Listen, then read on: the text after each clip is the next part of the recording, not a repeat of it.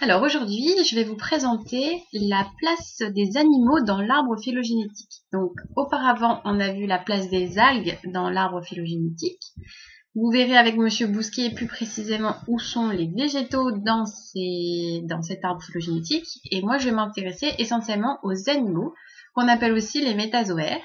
Et donc, on va voir, donc vous avez un arbre simplifié que je vous ai mis à disposition. Où est-ce que se situent les métazoaires, les animaux, dans cet arbre phylogénétique?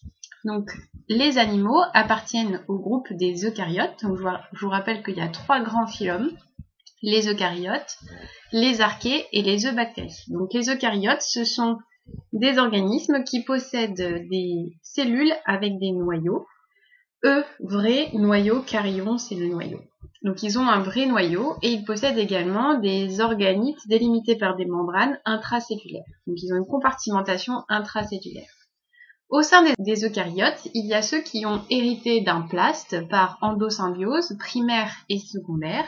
Ce sont les organismes que l'on va appeler entre guillemets les algues. Donc on les a vus déjà, je les ai entourés en vert.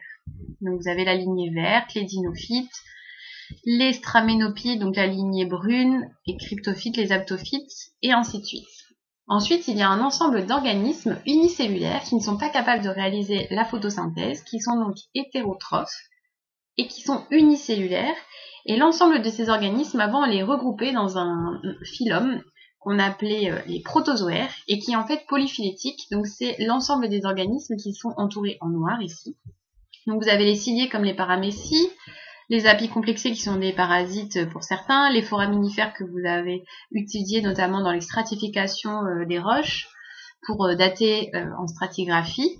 Donc tout ça, ce sont des organismes unicellulaires non photosynthétiques. Et l'ensemble de ces organismes unicellulaires non photosynthétiques, c'est ce qu'on appelait les protozoaires avant et qui est un groupe polyphylétique.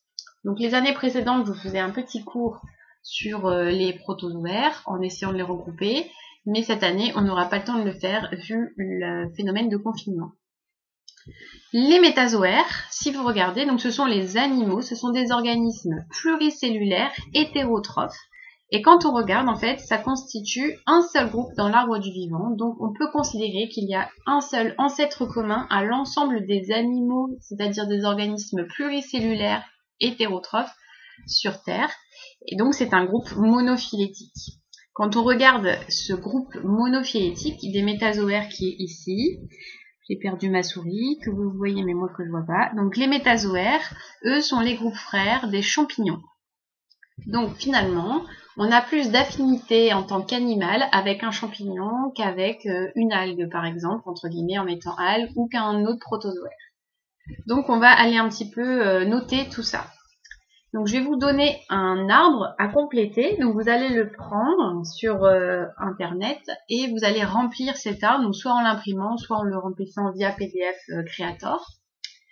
Donc, les eucaryotes, il y a plusieurs branches indépendantes d'algues. Donc, il y a la lignée verte, la lignée brune et des taxons de microalgues qui se mélangent avec des taxons protozoaires, donc d'organismes unicellulaires non photosynthétiques. Vous voyez que j'ai mis ça sur des branches séparées, ici, pour montrer que c'était à chaque fois des lignes. Donc ils n'ont pas d'ancêtre commun, donc c'est des groupes polyphylétiques. Donc les lignées vertes, les lignées brunes et les autres taxons microalgues n'ont pas d'ancêtre commun exclusif, c'est un groupe polyphylétique.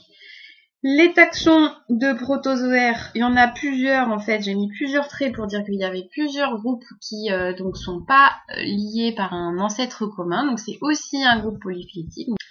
Et puis donc vous avez un groupe qu'on appelle les opisthocondtes, et les opisthocondtes en fait regroupent les champignons, des choanoflagellés, on va voir ce que c'est, les métazoaires, donc qui sont des animaux pluricellulaires.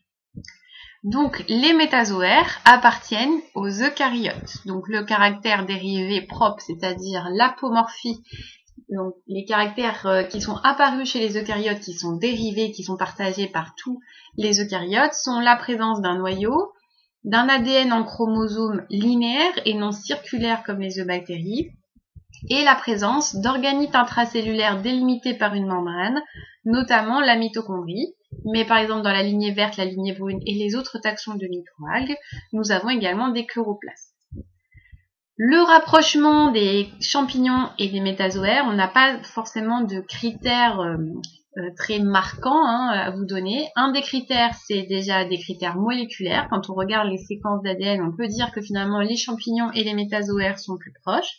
Et il y a un autre critère que l'on peut utiliser, c'est que certaines cellules, notamment les cellules reproductrices, donc si vous pensez par exemple aux spermatozoïdes et aux spores des champignons, certains spores des champignons possèdent en fait des flagelles à l'arrière qui vont être propulseurs. Donc c'est une des caractéristiques communes qui serait héritée d'un ancêtre commun.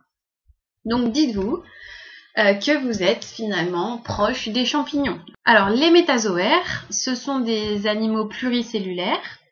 Il va donc y avoir des molécules exprimées en général entre les cellules ou sur la surface membranaire des cellules qui vont permettre aux cellules d'être cohésives. Donc vous avez l'intégrine, donc ça c'est une molécule qui est sur la membrane cellulaire, la fibronectine et le collagène qui est dans la matrice extracellulaire.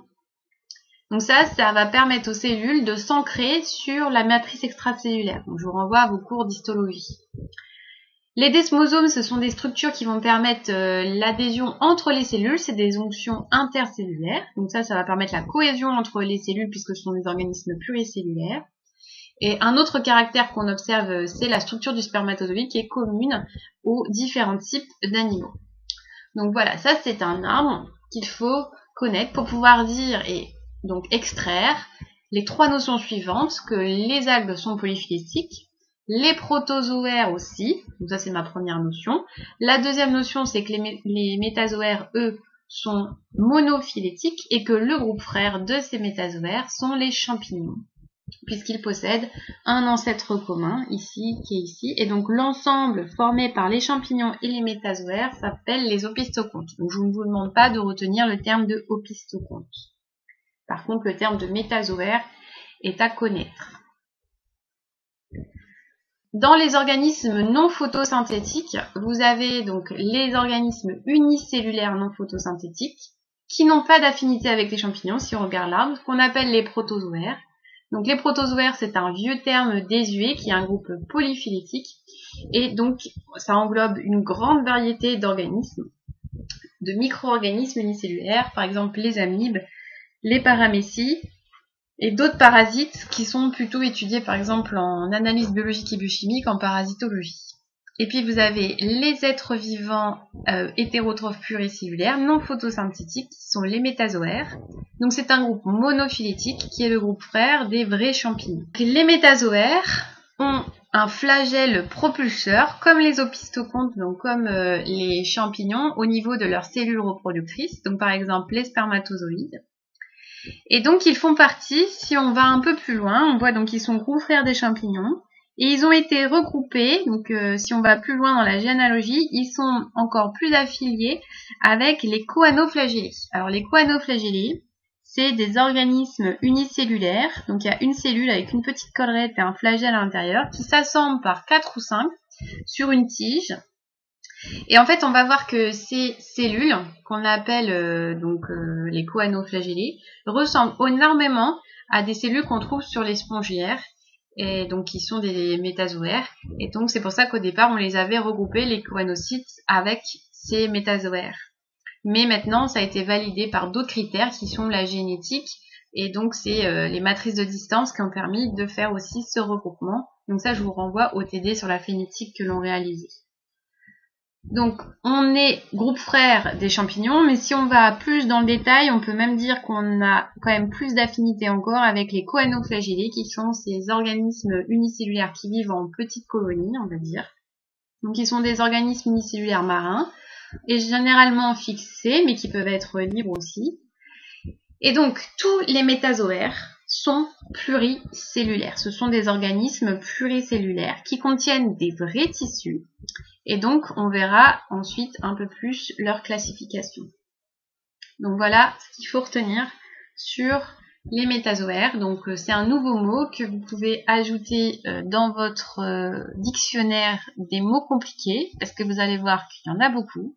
Et je veux que vous le surligniez pour vous en rappeler. Par contre, opisthocondre, choanoflagellés, ça c'est juste pour votre culture générale, présenter, mais il n'y a pas à le retenir.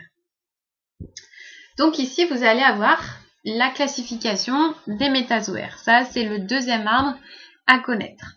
Donc les métazoaires, il y a des animaux qui sont apparus très tôt au cours de l'évolution.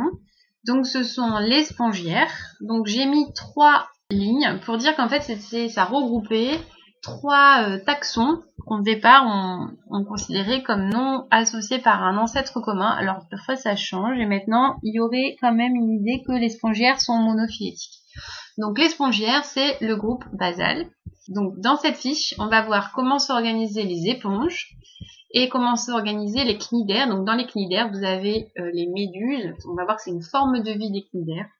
Et pour ça, je vais vous demander de regarder 2 C'est pas sorcier et de remplir un questionnaire à plusieurs. Et vous me rendrez en fait ces questionnaires. L'idée, c'est d'avoir une idée globale de leur plan d'organisation, de leur mode de nutrition, de respiration, de locomotion pour ceux qui peuvent se déplacer et de reproduction. Voilà, donc maintenant, je vous laisse regarder les vidéos de Jamy et compléter par groupe, par équipe, les différents questionnaires. Donc vous avez à peu près 2 heures pour visionner et faire ces questionnaires. Bon courage, à bientôt!